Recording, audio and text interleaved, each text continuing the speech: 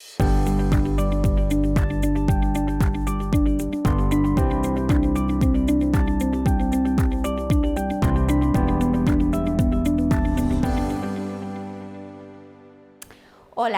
soy Sofía Calderón y soy de Cartago. Estudié en el Colegio San Luis Gonzaga, donde por bizarro que parezca, cerca de los años 90, todavía algunos profesores solían hacernos aprender palabras de memoria, totalmente de memoria. Y esta palabra la aprendí pensando que no me iba a servir, pero la voy a usar hoy. Y es crisis. Crisis se define como una coyuntura de cambio abrupto, de cambio extremo, de cualquier realidad que usualmente fue ordenada, pero que hoy está sujeta, por supuesto, a la evolución y por ende es totalmente inestable. Ahora bien, decimos que ¿por qué es importante anticiparnos o responder al cambio? Bueno, principalmente porque al ser inesperada suele ser totalmente paralizante y eso es un lujo que ni como personas ni como organizaciones podemos darnos hoy en día. Ante los Black Swan, y por favor quiero que se entienda como un Black Swan, un evento desafortunado que generalmente tiene un impacto socioeconómico importante y que se simboliza por supuesto con un cisne negro, decimos que ante los Black Swan necesitamos tener una respuesta o procurar una respuesta resiliente.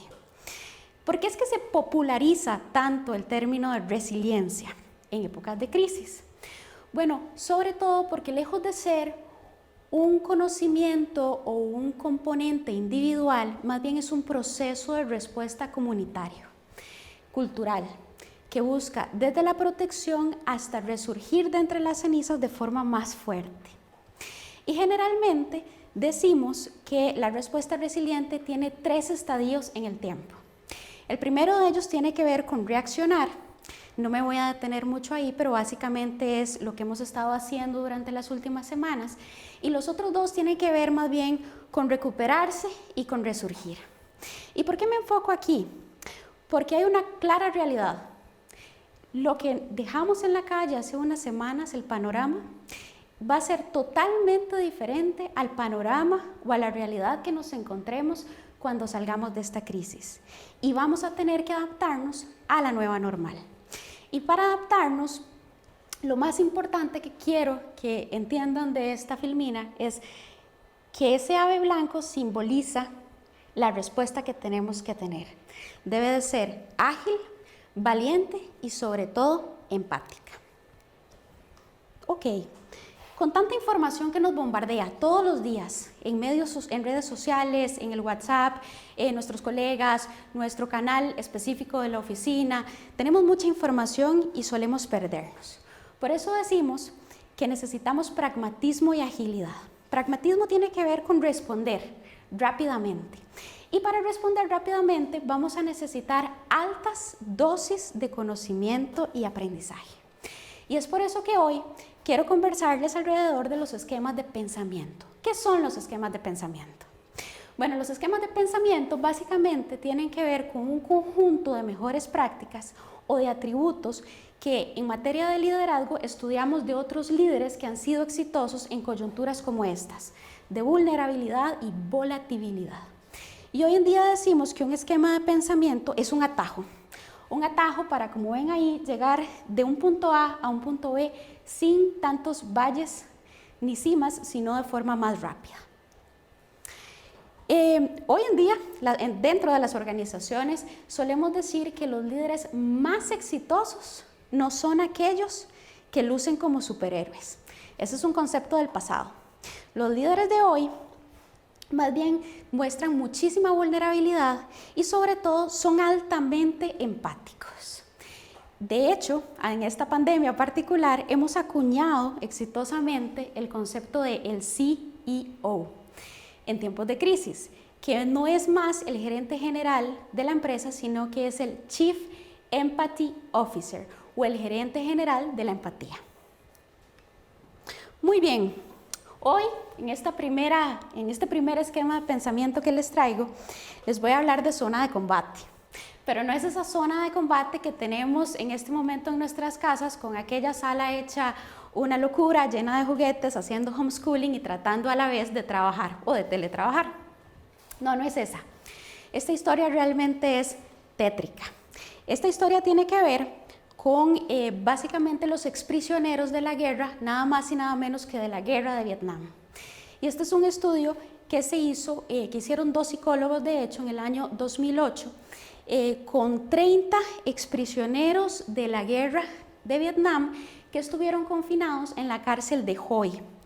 ¿Y por qué fue que los tomaron a ellos, a esos 30?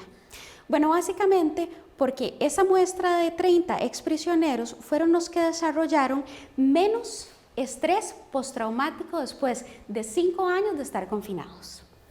Y además porque fueron los que menos estuvieron propensos a la depresión. Estos psicólogos básicamente encontraron rasgos importantes que les permitieron adaptarse a condiciones tan complicadas. La primera de ellas, y como lo pueden ver ahí, tiene que ver con el sentido del humor. Algo que ha normado definitivamente en esta crisis, en esta pandemia. Bueno, ellos tenían tan buen sentido del humor que lejos de llamar a la cárcel de Hoa, como realmente se llamaba, la llamaron el Hanoi Hilton Hotel, en forma burlista por las condiciones tan paupérrimas en las cuales se encontraron. Además del humor, estos exprisioneros lograron desarrollar grandes cantidades de vulnerabilidad. ¿Qué significa la vulnerabilidad en tiempos de crisis? Bueno, básicamente es mostrarme tal cual soy, pero me ayuda o les ayudo a ellos a empatizar y a conectar muchísimo más con su gente, a mostrarse tal cual eran, lo cual obviamente influyó en ser mucho más empáticos, pero no en la empatía que conocemos, no es esa empatía. No es la empatía del concepto trillado de ponernos en los zapatos del otro. Esa no es la empatía que necesitamos en época de crisis. Necesitamos de la empatía inflexible. ¿Y qué es la empatía inflexible? Bueno, la empatía inflexible básicamente tiene que ver con darle a la otra persona lo que necesita en ese momento de crisis y no necesariamente lo que quiere. Voy a parafrasearlo. Es decirle a esa persona que está en una condición complicada lo que realmente necesita escuchar y no lo que quiere escuchar. Dejo este concepto de la empatía inflexible parqueado un minuto para decirles que también hubo otro rasgo que fue realmente fundamental y es el de aceptar la realidad tal cual era. Lo cual nos trae a esta paradoja, que es la paradoja de Jim Stockdale, que básicamente acepta la realidad. Sus colegas, de esos 30 que estaban ahí, solían hacer apuestas de cuándo iban a salir de la crisis. Algunos decían que iban a salir en Navidad, algunos otros decían que iban a salir para su cumpleaños, otros para Pascuas. Jim Stockdale se dejó decir, saldremos cuando debamos de salir, y además aceptó con gran entereza su realidad. Pero no solo eso, sino que también se ocupó. Tan así se ocupó que generó un código donde golpeaba las puertas, era un código de comunicación para golpear las puertas de sus colegas y generó este código que les permitió conversar durante tantos años y que al final del estudio se constata que es lo que permitió de alguna manera paliar tanta injusticia y sobre todo generar mejor sanidad dentro de este grupo de 35. Ahora bien, ya sabemos lo que significa la empatía inflexible. Y cuando vemos esta foto, donde particularmente pensamos en nuestra población más vulnerable, en nuestros adultos mayores, y vemos esa foto y pensamos en que no los podemos abrazar, ¿qué concepto más importante el de la empatía inflexible? Porque en este momento nuestros abuelos quieren o anhelan un abrazo y nosotros también. Pero eso no es lo que necesitan en momentos de crisis. Necesitan un amor diferente, un amor que cuide, el amor con rigor. Por supuesto que al hablar de liderazgo tenía que hablar de una mujer, y no de cualquier mujer, sino de un tremendo personaje como lo es Golda Meir. Golda Meir es una luchadora infatigable, pero que además estuvo marcada por una infancia sumamente complicada. Golda era la séptima de 8 hermanos y a sus 8 años ya había enterrado a 5 de ellos, producto de una pobreza extrema y sobre todo de la repercusión antisemita. Golda genera siempre este tipo de reacciones adversas porque era muy soez en su forma de ser y sobre todo en su vocabulario y en la forma de expresarse, y de hecho se dejó decir: no sé si las mujeres son mejores que los hombres, pero de seguro que no son peores. Golda es el perfecto ejemplo de un marcaje trágico en toda su historia, en toda su carrera. Y no en vano es llamada la Dama de Hierro de Israel. Hay 3 pasajes de la vida de Golda que son necesarios de enfatizar hoy en día. El primero de ellos tiene que ver con que Golda fue muy determinada. De hecho, Golda salió de un kibutz, que era un campo agrícola solidario, para básicamente asumir el Ministerio de Trabajo, algo que fue muy criticado por los hombres en su momento. Claro, era 1950. La segunda tiene que ver con coraje y con vulnerabilidad. Golda es una de las 25 firmantes del Acta de Independencia de Israel y cuentan que lloró profundamente cuando firmó. Y el tercero tiene que ver con la energía.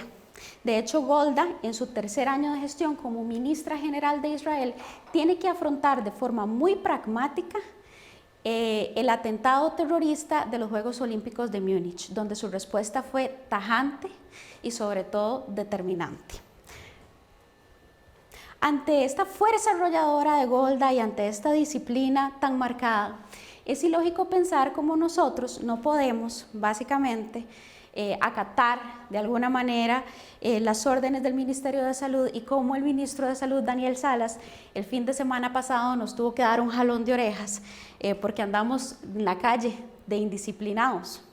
¿Cómo es posible que no podamos básicamente acatar una orden que tiene que ver con responsabilidad colectiva? Mi tercera historia, por supuesto, no puede cerrar con nada más y nada menos que con Nelson Mandela. Nelson Mandela escribe 250 cartas desde la cárcel. De hecho, sus captores dicen que es en las cartas y en ese va y viene de comunicación que Nelson realmente encuentra sosiego, fortaleza y sobre todo consuelo. El hijo de Nelson Mandela muere estando Nelson encarcelado y no se le permite ir al funeral. Y él, lejos de retraerse y deprimirse, lo que hace es intensificar el volumen de cartas que mandaba a su familia, sobre todo a sus hijas y a su esposa. En ellas les demostró el profundo amor que sentía y el agradecimiento de aún tenerlas vivas. Nelson Mandela, por supuesto, es uno de los líderes más influyentes y cuando salió de la cárcel alzó uno de sus puños en señal de desafío porque sabía que tenía todavía mucho que demostrar. Pero 5 años más tarde levanta sus 2 puños porque sabe que se ha convertido con las elecciones, con el gane de las elecciones, en el líder político de todas las razas.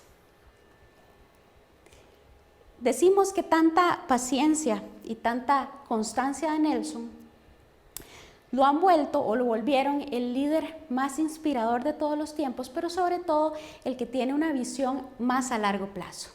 De hecho dijo: hoy es hoy, el pasado es pasado y nos toca mirar hacia el futuro hoy.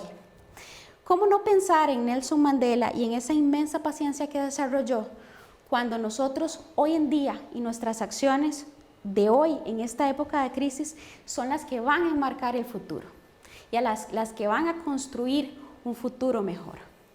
En épocas de racionalización de los bienes materiales, lo más importante es construir y desarrollar bienes espirituales.